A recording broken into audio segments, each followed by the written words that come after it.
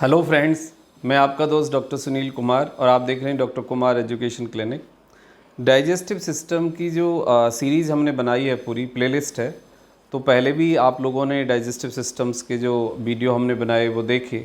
बहुत सारे लोगों ने वीडियो अप्रिशिएट किए, बहुत सारे लोगों ने वो एडवाइस टिप्स फॉलो की और बहुत सारे लोग ठीक भी हो गए हैं। लेकिन एक कंटिन्यूसली प्रॉब्लम है, एक सवाल है, एक कन्फ्यूजन है, एक फ़ियर है, एक डिप्रेशन है लोगों को आईबीएस के बारे में। तो आज हम बात करेंगे आईबीएस के बारे में और मैं आपको 5 स्टेप ट्रीटमेंट फार्मूला बताऊंगा आईबीएस के पेशेंट के लिए। तो बहुत ज़रूरी है कि ये वीडियो आप पूरा देखिए, चैनल को सब्सक्राइब करिए, आइकन बेल हिट करिए और आपका कोई कमेंट्स है तो वो हमें ज़रूर आप भेजें। मैं पिछले 18 ईयर से as a consulting physician, metabolic and the lifestyle specialist काम कर रहा हूँ और साउथ दिल्ली छतरपुर में मेरा क्लिनिक है, डॉक्टर कुमार एजुकेशन क्लिनिक के नाम से। और मैंने अपनी जो प्रैक्टिस में एक बात जो नोटिस की है और जो ऑब्जर्वेशन में आई है कि बहुत सारे पेशेंट हैं उनको पेट की कोई भी समस्या नहीं होती है, यानी आईबीएस या कोलाइटिस या क्रॉन्स या फिर कोई अल्सरेशन जैसी कोई समस्या नहीं होती है।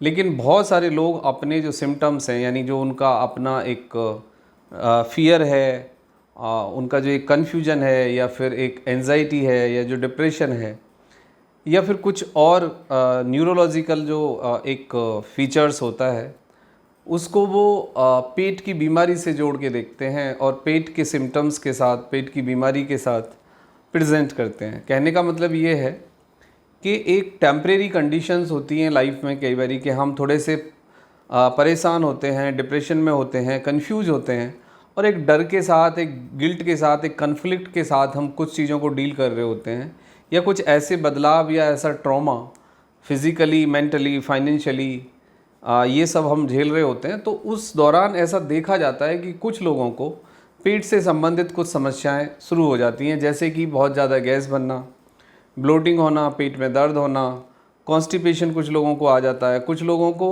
बाउल का जो रेगुलेट करने का तरीका है, यानी कि स्टूल के पास करने का जो तरीका है वो बदल जाता है।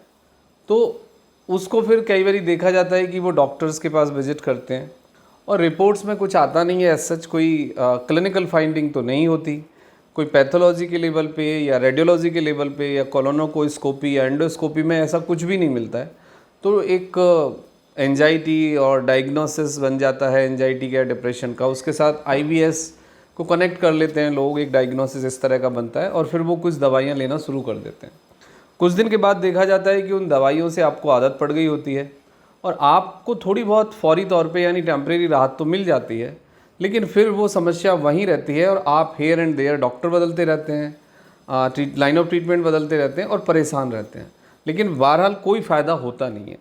तो इस कंडीशंस में यदि आप हैं या आपका कोई रिलेटिव है या कोई आपका दोस्त है तो आप उसको बताइए, ये वीडियो आप खुद भी देखिए और दूसरे लोगों को भी शेयर करिए, तो इससे बहुत बड़े फ़ायदे होंगे। सबसे पहली बात है कि यदि इस तरह के कोई सिम्टम्स हैं आपको, तो आप धीरे धीरे अपनी डाइट से कंसनट्रेटेड फूड को थोड़ा सा कम करिए। कंसनट्रेटेड फूड से मेरा मतलब है कि आप घी और घी से बनी चीज़ें, चीनी और चीनी से बनी चीज़ें, रिफ़ाइंड और रिफ़ाइंड से बनी चीज़ें, डिब्बा बंद चीज़ें, पैक्ड फूड, ये थोड़ा सा कम लीजिए और आप अपने खाने को, फूड को थोड़ा सा समझिए। यानी आपका जो फाइबर रिच फूड है, यानी जो भी आप खाना खाएं उसमें नेचुरल फाइबर होना चाहिए। तो धीरे धीरे आप फाइबर फूड की तरफ जाइए, फाइबर फूड का इंटेक बढ़ाइए और इस तरह के फूड को आप कम करिए। फाइबर फूड से सीधा सा मतलब है आप सेब खाइए, आप नाशपाती खाइए, आप पपैया खाइए, आप इसबगोल खाइए, आप खिचड़ी खाइए, दलिया खाइए, पोहा खाइए और आप अच्छी क्वालिटी की चपाती खाइए, राइस खाइए। तो ये एक जो फूड है इसमें अच्छी क्वांटिटी में फाइबर होता है और इजीली डाइजेस्टेबल होता है। तो सबसे पहला काम आपको करना है कि you just increase your fibre and decrease your concentrated colloidal food, refined food, आप उसको कम करिए। स्मोक, अल्कोहल, गुटखा चबाना, ये सब आप बिल्कुल बंद कर दीजिए। नंबर 2, आप खाने का जो तरीका है उसको थोड़ा सा आप बदलिए।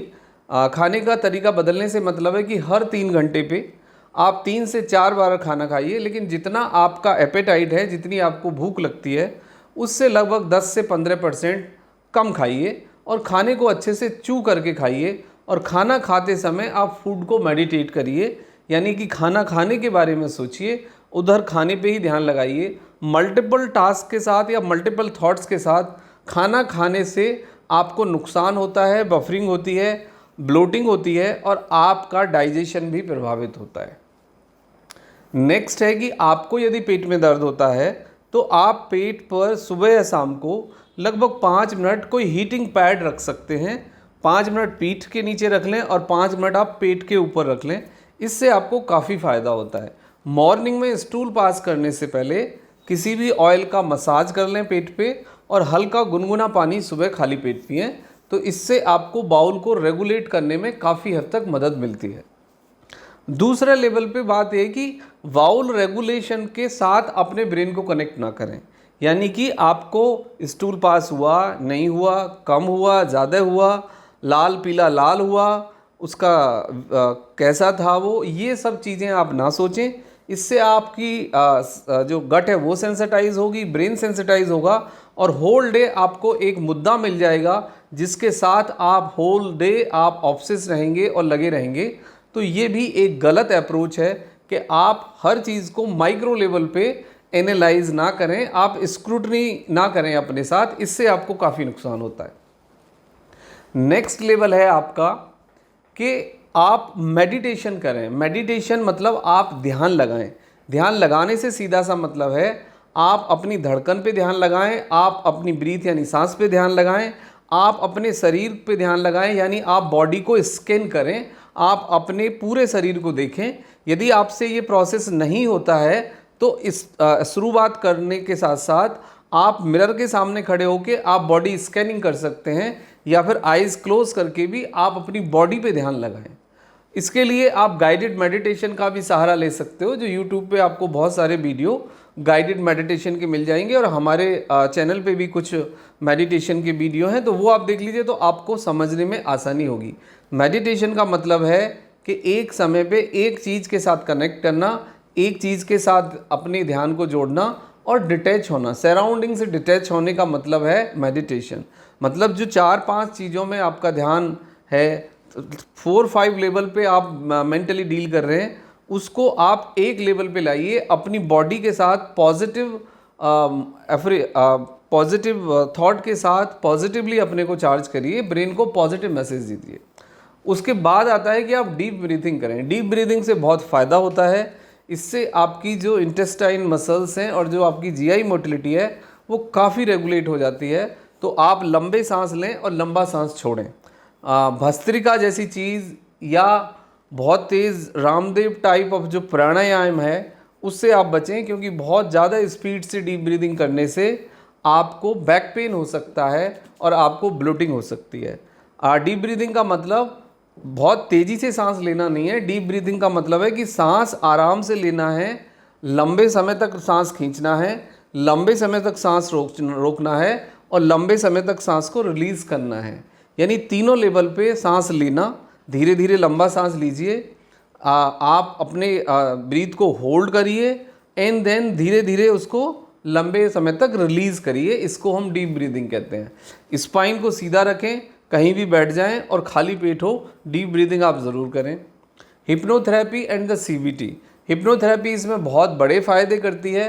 हिप्नोथेरेपी करा सकते हैं और सीबीटी काउंसलिंग यानी सेशन ले सकते हैं आप अपने फिजिशियन या काउंसलर से, जिसको हम कॉग्निटिव बिहेवियर थेरेपी कहते हैं। यानी इसका मतलब है कि इसमें आपके सोचने के तरीके को और आपका जो नज़रिया है और जो आपका एक जो जजमेंटल एटीट्यूड आपने डेवलप कर दिया है उसको इसमें कम करते हैं, आपको रियलिस्टिक बनाते हैं और आपके अप्रोच को प्रैक्टिकल करते हैं with the example and the motivation. तो आप सीबीटी ले सकते हैं और आप वॉकिंग करें, लेकिन आप आराम से स्लो वॉकिंग करें। बहुत ज़्यादा हैवी वेट लिफ्टिंग करना, बहुत ज़्यादा तेज़ दौड़ना या बहुत हैवी एक्सरसाइज करना is not recommended for the IBS patient. तो ये एक अप्रोच है, ये एक ट्रीटमेंटल अप्रोच है आपके लिए। लेकिन फिर भी आपको यदि कोई तकलीफ़ रहती है तो आप सीबीटी कराइए, हिप्नोथेरेपी लीजिए और आप एक ट्रीटमेंटल गाइडलाइन भी ले सकते हैं लेकिन unnecessary pain killer, anti spasmodic यानी पेट से दर्द की दवाइयाँ, अननेसेसरी एंटीबायोटिक्स और स्ट्रॉन्ग लग्जेटिव यानी कब्ज़ की दवाइयाँ लेने से आपको कोई फ़ायदा नहीं होगा और आपको और बहुत ज़्यादा बड़े नुकसान होंगे। तो इससे आपको बचना है। Thank you very much and take care yourself.